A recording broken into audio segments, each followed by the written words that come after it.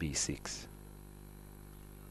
Still, black has some compensation, but it's much less clear. Okay, maybe it's not even a compensation here for black, as black is tied to defend f7. So d5 is hardly an option as well. So bishop d4 is a nice little move. And well, so what else black can do here? Because f5 is, as I said, f5 is really a threat. So let's say if black takes c3, f5, de5, fe6, fe6, and there must be something. Well, at least white has a draw here after, oh well, not sure. I thought bishop h7, but maybe it's not sufficient because black doesn't actually has to take this one on h7. So there is queen h4, yeah, queen f7, king h8. I thought some rook e5, but actually even rook e5 is not entirely clear. Rook e5, knight e5, and then, well, just something. I mean, because there is queen h5, one of the options, with the other one being surprising bishop, rook takes c7, rook c7, queen c7, rook c7, bishop e5. So rook is attacked.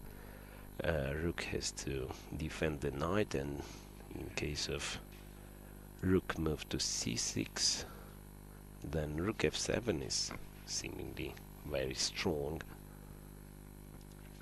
So I'm not quite sure if white is not winning here, so maybe knight d5 is the only move. But then of course there might be some possibilities for black, for white as well. At least white can take rook f, play rook f7, and white shouldn't be much worse with such an active pieces. So eventually black decided this bishop is to be too dangerous to, well, too dangerous to stand on d4 forever, so black took the bishop, and of course cd4 was white's move.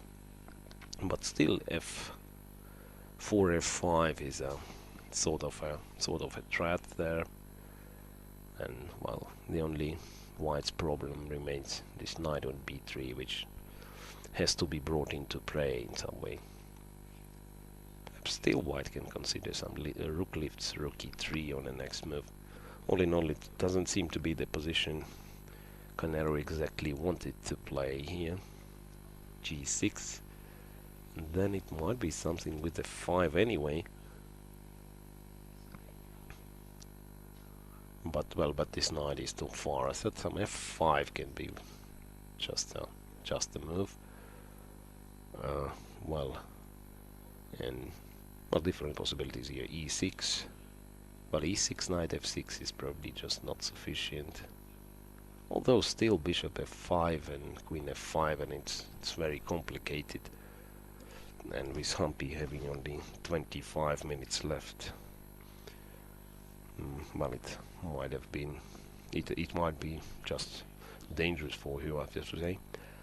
Well, so moving further, the game between other leaders has been mentioned at three players tied for first, and one of them is Humpy Conner, which we just saw, game of Humpy Conner we just saw, and the other two being Harika Dronavali and Katerina Lagno, who are playing together, with Harika being white. Well, the game actually progressed much further since we left it. Rook ft1, queen f6 was the move of black. So black is taking everything here and plays c3, so I don't know. Well, rook f3, and how to continue for white then. That might be just a first win for Elina Danielian if we assess the position right. Rook f3, and what to do? There isn't any move. I don't see one.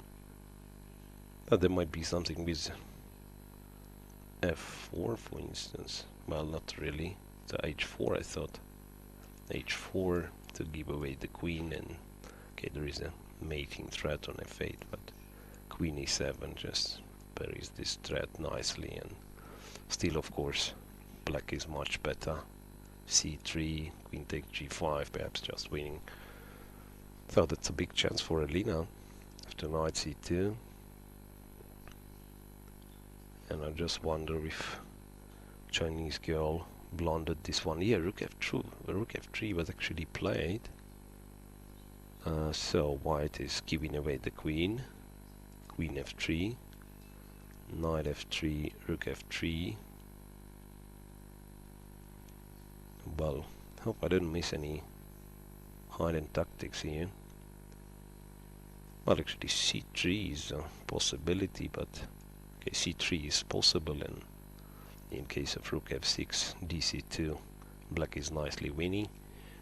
But after c3, rook f2, black has to retreat with the queen, and white just captures c3 pawn.